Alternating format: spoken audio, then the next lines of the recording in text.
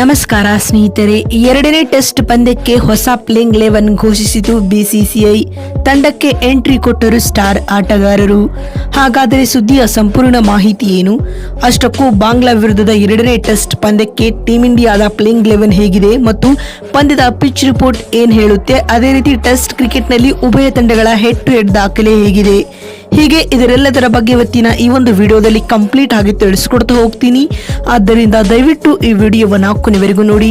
ಆದರೆ ಅದಕ್ಕಿಂತಲೂ ಮುನ್ನ ನೀವು ಕೂಡ ಟೀಂ ಇಂಡಿಯಾದ ಅಭಿಮಾನಿಗಳಾಗಿ ಈ ವಿಡಿಯೋವನ್ನ ನೋಡುತ್ತಿದ್ದರೆ ತಪ್ಪದೆ ಈ ಕೂಡಲೇ ಈ ವಿಡಿಯೋಗೊಂದು ಲೈಕ್ ಮಾಡಿ. ಹೌದು ಸ್ನೇಹಿತರೆ, ಭಾರತ ಮತ್ತು ಬಾಂಗ್ಲಾದೇಶ್ ನಡುವಿನ ಎರಡನೇ ಮತ್ತು ಕೊನೆಯ ಟೆಸ್ಟ್ ಪಂದ್ಯವು ನಾಳೆಯಿಂದ ಆರಂಭಗೊಳ್ಳಲಿದೆ. ಈಗಾಗಲೇ ಚೆನ್ನೈನ ಎಂಎ ಚಿದಂಬರಂ ಅಂಗಳದಲ್ಲಿ ನಡೆದ ಮೊದಲ ಟೆಸ್ಟ್ ಪಂದ್ಯವನ್ನ ಟೀಂ ಇಂಡಿಯಾವು 280 ರನ್ಗಳಿಂದ ಭರ್ಜರಿಯಾಗಿ ಗೆದ್ದುಕೊಳ್ಳುವ ಮೂಲಕ ಸರಣಿಯಲ್ಲಿ ಮುನ್ನಡೆ ಕಾಯ್ದುಕೊಂಡಿದೆ. ಸ್ನೇಹಿತರೆ, ಇದೀಗ ಎರಡನೇ ಟೆಸ್ಟ್ ಪಂದ್ಯವನ್ನ ಕೂಡ ಗೆಲ್ಲುವುದರೊಂದಿಗೆ ಸರಣಿ ಗೆಲ್ಲುವ ವಿಶ್ವಾಸದಲ್ಲಿ ಟೀಂ ಇಂಡಿಯಾ ಇದೆ.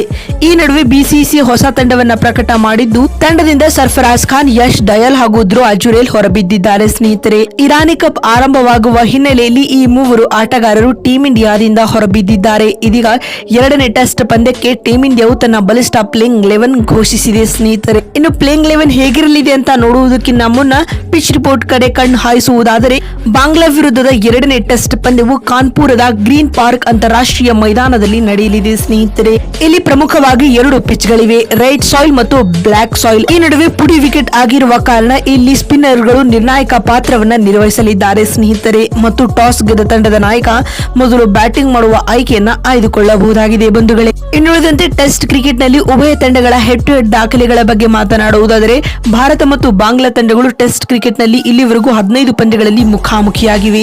ಈ ವೇಳೆ ಟೀಂ ಇಂಡಿಯಾ 13 ಪಂದ್ಯಗಳನ್ನ ಗೆದ್ದುಕೊಂಡರೆ ಇನ್ನು 2 ಪಂದ್ಯಗಳು ಡ್ರಾ ಆಗಿವೆ. ಸ್ನೇಹಿತರೆ, ಇದರೊಂದಿಗೆ ಭಾರತ ತಂಡವು ಬಾಂಗ್ಲಾ ವಿರುದ್ಧ ಒಂದೇ ಒಂದು ಟೆಸ್ಟ್ ಪಂದ್ಯವನ್ನ ಕೂಡ ಸೋತಿಲ್ಲ. ನಾಳೆಯಿಂದ ಆರಂಭವಾಗಲಿರುವ ಎರಡನೇ ಟೆಸ್ಟ್ ಪಂದ್ಯವನ್ನ ಕೂಡ ಗೆಲ್ಲುವುದರೊಂದಿಗೆ ಈ ಗೆಲುವಿನ ಸರಣಿಯನ್ನ ಮುಂದುವರಿಸುವ ಹುಮ್ಮಸ್ಸಿನಲ್ಲಿ ಭಾರತ ತಂಡವಿದೆ. ಸ್ನೇಹಿತರೆ, ಮತ್ತು ಬಾಂಗ್ಲಾ ವಿರುದ್ಧದ ಎರಡನೇ ಟೆಸ್ಟ್ ಪಂದ್ಯಕ್ಕೆ ಟೀಂ ಇಂಡಿಯಾದ ಪ್ಲೇಯಿಂಗ್ 11 ಹೇಗಿದೆ ಅಂತ ನೋಡ್ತಾ ಬರುವುದಾದರೆ, ಓಪನರ್ಸ್ ಗಳಾಗಿ ರೋಹಿತ್ ಶರ್ಮಾ ಮತ್ತು ಯಶಸ್ವಿ ಜೈಸ್ವಾಲ್ ಕಣಕ್ಕಿಳಿಯಲಿದ್ದಾರೆ.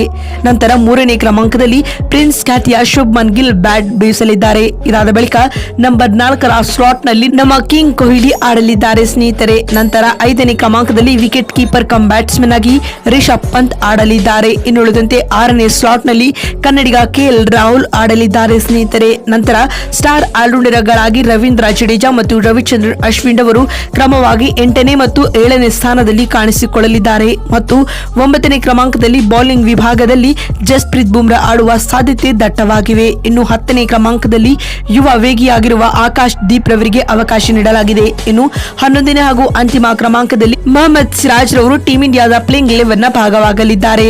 ಬಂಧುಗಳೇ, ನಿಮಗೆ ಏನಿಸುತ್ತದೆ? ಟೀಂ ಇಂಡಿಯಾ ಎರಡನೇ ಟೆಸ್ಟ್ ಪಂದ್ಯವನ್ನ ಗೆದ್ದು ಸರಣಿ ಕೈವಶಪಡಿಸಿಕೊಳ್ಳುತ್ತಾ ಅಥವಾ ಇಲ್ಲವ ಎನ್ನುವುದನ್ನ ಎಸ್ ಅಥವಾ ನೋ ಎಂದು ಕಾಮೆಂಟ್ ಮಾಡುವ ಮೂಲಕ ತಪ್ಪದೆ ತಿಳಿಸಿ.